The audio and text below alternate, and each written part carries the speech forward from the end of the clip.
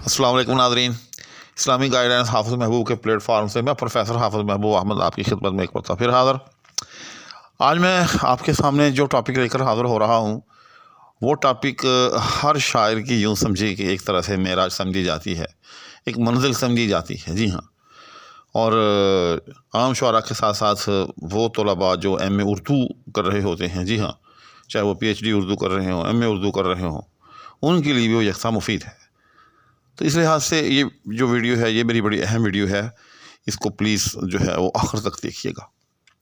Video की तरफ बाकायदा और बाज़ाब्ता बढ़ने से पहले मैं आपसे हमेशा की तरह इल्तिमास करूँगा कि अगर कोई साहब मेरे चैनल पर नए हों तो वह बराह मेहरबानी चैनल को सब्सक्राइब भी कर लें, साथ ही मौजूद बेल आइकन को भी प्रेस कर लें। शुक्रिया। तो आज मैं जिस टॉपिक पर रोशनी डालने लगा हूँ वह है तज़मीन निगारी। जी हाँ। तो इसके मैं इंशाअल्लाहुल अज़ीज़ इस मुख्तसर सी वीडियो में कोशिश करूँगा कि तज़मीन निगारी के जो जुमला पहलू हैं उन पर जो है वो रोशनी डाल सकूँ। सबसे पहले तो ये कि लफ्ज़ तज़मीन जो है ये क्यों कहा जाता है तज़मीन, और ये कि इसकी रूट क्या है। जी हाँ। तो इसकी रूट याद रखिएगा कि ज़िमन है। जी हाँ। आपने सुना होगा ज़मानत लेना, ज़मानत देना, या मैं आपका ज़ामिन हूँ। जी हाँ। जब एक आदमी कहीं किसी मामले में फंसा हुआ हो और वो उसको ना छोड़ रहे हों तो वो कहते हैं कि भाई अपना ज़ामिन दो। जी। तो याद रखें कि लफ्ज़ ज़ामिन जो कि ज़िमन से निकला है, इसका मतलब होता है किसी को किसी के साथ शामिल करना। जी हाँ। जब हम ये कहते हैं कि वो मेरा ज़ामिन है, ठीक है, या वो कहता है कोई और कि जी अपना ज़ामिन पेश करें, तो इसका मतलब ये होता है कि कोई ऐसा आदमी लाएं कि जो आपके साथ इस ज़िम्मेदारी में शामिल हो। जी हाँ। जब एक आदमी कहता है कि ये मेरा ज़ामिन है, इसका मतलब ये है कि अगर कल कला को मैं ये ज़िम्मेदारी पूरी ना कर सकूँ तो ये मेरा शामिल है, तो ये ज़िम्मेदारी पूरी करेगा, यानी मेरे साथ इस मायदे में ये भी शामिल है। जी हाँ। तो यहीं से जो है वो याद रखिएगा कि तज़मीन का जो है लफ्ज़ निकलता है। वो कैसे? तज़मीन यानी शामिल कर देना। क्या मतलब? यानी अपने कलाम को किसी के कलाम में शामिल कर देना या किसी के कलाम को अपने कलाम में शामिल कर लेना, एक ही बात है। जी हाँ। तो यानी किसी के कलाम में हम यूँ चले कर लेते हैं कि किसी के कलाम में अपने कलाम को शामिल कर देना। जी हाँ। इसको तज़मीन कहते हैं। अब ये तो हो गई थोड़ी सी लुग़वी बहस। अमलन आसान लफ्ज़ों में अब मैं आपको समझाता हूँ। जी। वो यूँ कि किसी ने जो है एक मिसरा कहा। जी हाँ।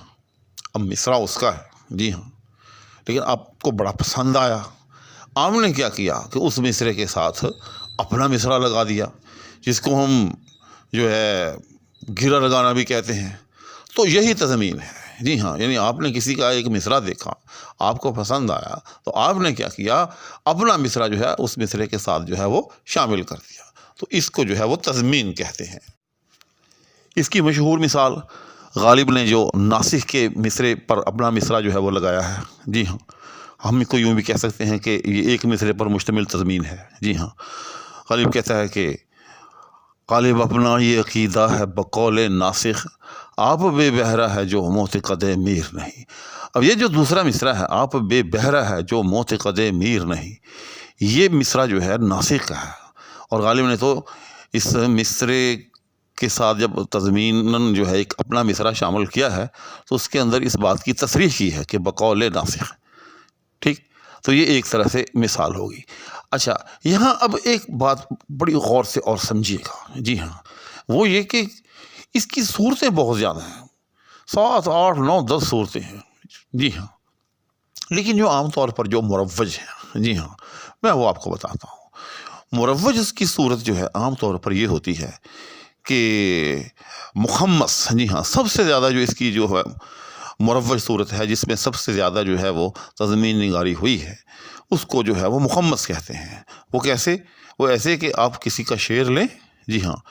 और उस शेर का जो पहला मिसरा है, जी हाँ, उसके साथ उसके हम वज़न, जी हाँ, उसके हम काफ़िया बिल्कुल उसी तरह से अपने 3 मिसरे जो है वो शामिल कर दें। जी हाँ। तो इस तरह से वो कुल मिलाकर कितने बन गए? 5 मिसरे। इसलिए इसको फिर मुखम्मस कहते हैं।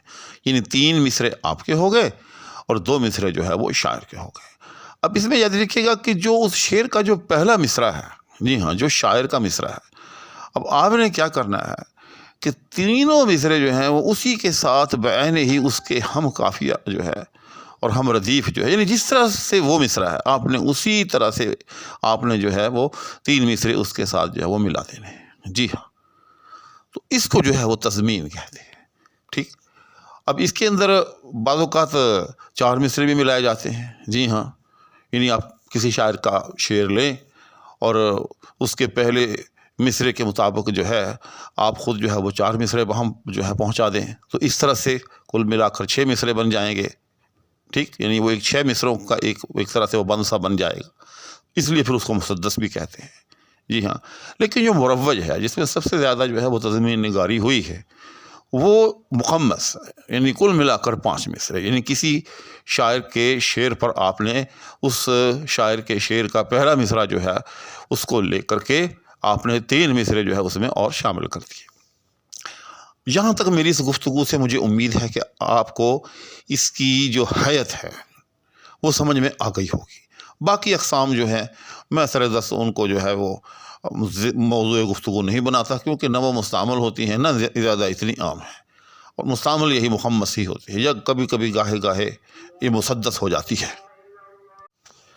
اب اس کے بعد 2 اور پہلوؤں پر جو گفتگو میں کرنے جا رہا ہوں، یہ بڑے اہم ہے، یاد رکھیے گا۔ پہلا پہلو اس میں یہ کہ تضمین نگاری کہی کیوں جاتی ہے، جی ہاں، یعنی ہے کیوں تضمین؟ دراصل یاد رکھیے گا، تضمین جو ہوتی ہے یہ کسی شاعر کو خراج تحسین جو ہے وہ پیش کرنے کے مترادف ہوتی ہے، جی ہاں، یعنی آپ کو کسی شاعر کا شعر اتنا پسند آیا، جی ہاں، اتنا پسند آیا کہ آپ یوں سمجھیں کہ اس شعر کے دیوانے ہو گئے۔ اب آپ کا جی چاہ رہا ہے کہ میں بھی اس طرح کا شعر کہوں، جی ہاں۔ اب ظاہر ہے اس طرح کا اگر آپ الگ تھلگ شعر کہیں گے پھر وہ تو ایک الگ تھلگ شعر ہو جائے گا، لیکن آپ کو وہ شعر اتنا پسند آیا ہے کہ آپ کیا کرتے ہیں کہ اس کا جو دوسرا مصرع ہے اس کو رہنے دیتے ہیں، لیکن اس کا جو پہلا مصرع ہے اس کو لے کر کے آپ جو ہے 1 نہیں 2 نہیں 3 مصرے جو ہیں اس کے ہم وزن جو ہے وہ ہم پہنچا دیتے ہیں۔ تو اس طرح سے دراصل تضمین نگاری جو ہوتی ہے اس کا ایک طرح سے جو نتیجہ ہے وہ یہ ہے کہ آپ کسی شاعر کو جو ہے وہ خراج تحسین پیش کریں۔ یہی وجہ ہے کہ جتنی تضمین نگاری ہوئی ہے وہ بڑے بڑے شعراء کے مشہور اشعار پر ہوئی ہے، جی ہاں، اور مرزا غالب ایک واحد ایسا شاعر ہے شاید شعراء کی تاریخ کے اندر کہ جس کا ہر شعر ہی جو ہے وہ ایک بڑا شعر ہے، جی ہاں۔ مرزا غالب کے علاوہ میں سمجھتا ہوں کہ یہ مقام اور یہ انفرادیت کسی اور کو حاصل نہیں ہے کہ جس کا ہر شعر ہی بڑا شعر ہو، جی ہاں۔ تو مرزا غالب کے پورے دیوان پر، جی ہاں، ان کے ہر شعر پر جو ہے، ایسے بھی کچھ اللہ والے گزرے ہیں کہ انہوں نے ہر شعر کے اوپر جو ہے وہ تضمین لکھی ہے مرزا غالب کی، جی ہاں، لیکن ان کو ایک طرف رکھ کر باقی جو شعراء ہیں ان کے جو مشہور اشعار ہوئے ہیں، جی ہاں، ان پر جو ہے وہ تضمین نگاری جو ہے وہ ہوئی ہے۔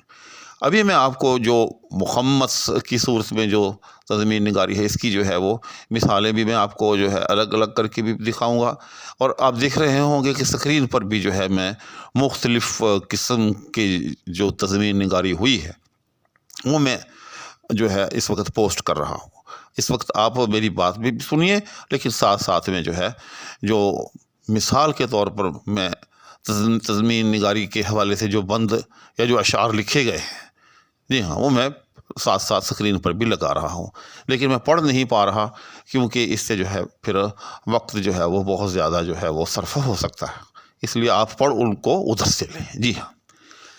دوسری بات، جی ہاں، ایک بات تو یہ ہو گئی کہ تضمین نگاری کا جو مدعا اور مقصد جو ہوتا ہے وہ یہ ہوتا ہے کہ آپ کسی شاعر کو ایک طرح سے خراج تحسین پیش کریں۔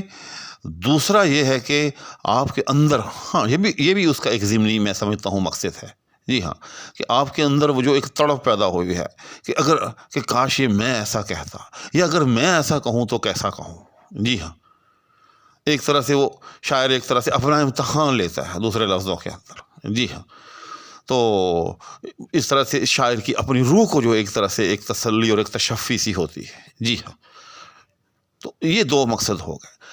اب آخری بات کہ تضمین نگار جو ہوتا ہے، ایک کامیاب تضمین جو ہے کس کو قرار دیا جا سکتا ہے؟ جی ہاں، میں سمجھتا ہوں کہ تضمین کسی شاعر کے شعر کی کرنا یہ شاعر کے لیے شاید اس کی زندگی کا سب سے مشکل کام اور سب سے مشکل فیصلہ ہوتا ہے.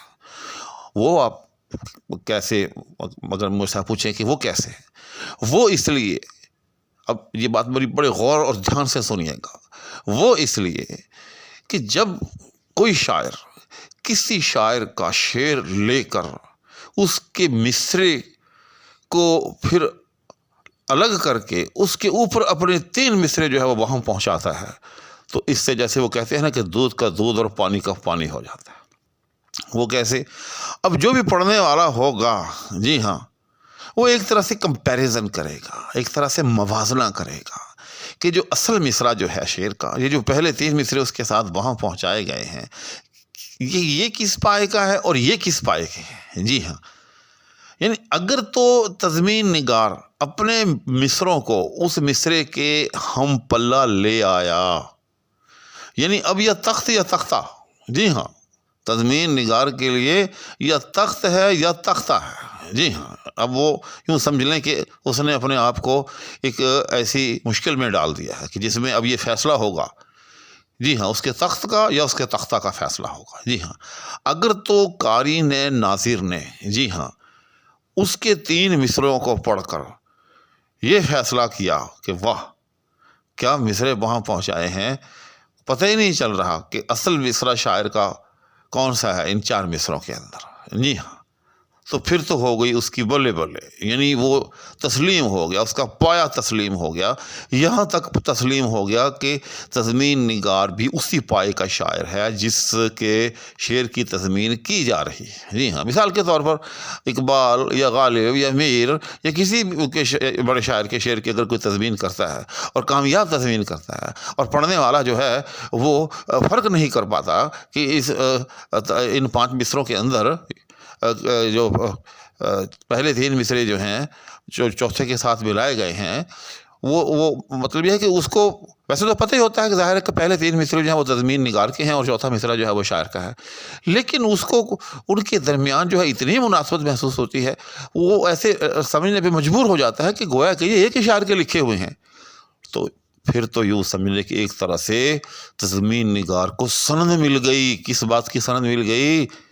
کہ یہ تضمین نگار بھی غالب اور اقبال تو نہیں ہے ظاہر ہے، لیکن یوں سمجھ لیں کہ یہ بھی ان کا کچھ نہ کچھ جو ہے یوں سمجھیں کہ ہم پلہ یا ہم پایا شاعر ہے. جی ہاں، کہ اس نے بھی ایسا مصرع نکال دیا، ایسے مصرے نکال دیے. جی، اور اگر وہ ناکام تضمین نگار ہے جو اس نے 3 مصرے وہاں پہنچائے ہیں، وہ شاعر کے مصرے کے ساتھ کوئی میل ہی نہیں کھا رہا ہے، وہ ایسے لگ رہا ہے جس طرح ریشم کے اندر جو ہے وہ ٹاٹ کا پیوند لگا دیا گیا ہے. جی ہاں، تو پھر اگر اس تضمین نگار کو اس تضمین سے پہلے ایک اچھا شاعر سمجھا جاتا تھا، ایک بڑا شاعر سمجھا جاتا تھا، آج اس کی کلئی کھل گئی. جی ہاں، آج کے بعد جب اس نے اس ریشم میں ٹاٹ کا پیوند لگایا، اب کوئی ناظر، اب کوئی قاری اس کو ایسا نہیں سمجھے گا آئندہ. جی ہاں، کیوں؟ وہ کمپیریزن میں آ گیا. تو تضمین نگاری اس لحاظ سے یوں سمجھ لے کہ ایک بہت ہی مشکل فیصلہ ہوتا ہے کہ جب بھی کوئی شاعر تضمین نگاری کرتا ہے، کسی کی تضمین لکھتا ہے، تو ایک طرح سے اپنے آپ کو وہ پیش کر دیتا ہے کہ آپ میرے پائے کا جائزہ لیں. جی ہاں، میرے مرتبے کا جائزہ لیں کہ میں کہاں کھڑا ہوں ان بڑے شعراء کے مقابلے میں کہاں ہوں، آپ مجھے نمبر دیں، مارکس دیں. تو اس لیے یہ بڑی مشکل منزل ہے.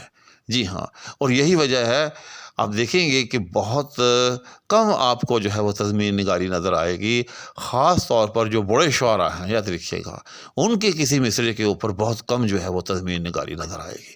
مثال کے طور پر اب دیکھیے کہ احمد رضا خان بریلوی رحمہ اللہ، ان کا جو ایک مشہور جو ہے وہ شعر ہے، اس پر اگر تضمین لکھی ہے تو کس نے لکھی؟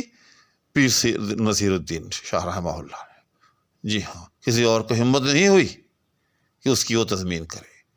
اسی طرح سے اب اقبال کا مشہور شعر ہے کہ محمد سے وفاتوں نے تو ہم تیرے ہیں، یہ جہاں چیز ہے کیا لوح و قلم تیرے ہیں۔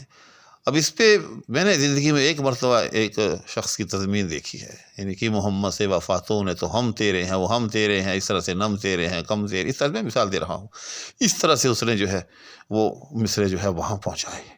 تو کتنا مشکل ہے اس شعر کے مقابلے میں مصرعے وہاں پہنچانا، حتیٰ کہ یوں لگے کہ یہ بھی گویا کہ اقبال کے سے مصرعے ہیں۔ تو اس لحاظ سے تضمین نگاری جو ہے میں سمجھتا ہوں ایک ایسی صنف ہے، جی ہاں، کہ جس سے شاعر جو ہے جہاں خراج تحسین پیش کرتا ہے کسی شاعر کو، وہیں جو ہے اپنے مرتبے اور اپنے مقام کو جو ہے ایک طرح سے جانچ بھی لیتا ہے کہ میرا کیا پایا ہے۔ جی ہاں، کیوں جب وہ تضمین لکھے گا، لوگ اس کو پڑھیں گے تو وہ فیصلہ بھی کر دیں گے کہ یہ شاعر جو ہے جس نے تضمین لکھی ہے، یہ اس بڑے شاعر کے مقابلے میں کس درجے پر کھڑا ہے۔ تو آج کی یہ میری جو ویڈیو ہے، یہ جہاں عام شعراء کے لیے فائدہ مند اور سود مند ہوگی، وہاں یقیناً وہ طلباء جو ایم اے اردو کر رہے ہیں ان کے لیے بھی یکساں مفید ہوگی۔ بلکہ میری جو تمام ویڈیوز ہیں، جی ہاں، وہ طلباء جو ایم اے اردو کر رہے ہیں، یاد رکھیے کہ ان کے لیے یکساں مفید ہیں۔ جی ہاں، کیونکہ ان کے اندر ایسی ٹرمز آتی ہیں اور ان کے اندر ایسی باتیں ہوتی ہیں جو آپ کو کسی بھی ایم اے اردو کے انٹرویو کے اندر جو ہے کہیں نہ کہیں کسی نہ کسی طریقے سے جو ہے وہ کام دے سکتی ہے۔ چنانچہ آخر میں یہ التماس کروں گا کہ میری ویڈیوز کو آگے سے آگے شیئر بھی کرتے رہیں، لائک بھی کرتے رہیں، کمنٹ بھی کرتے رہیں، اس دعا کے ہمراہ کہ اللہ جل شانہ ہم سب کو اپنے حفظ و امان میں رکھے۔ اجازت چاہوں گا، اللہ حافظ۔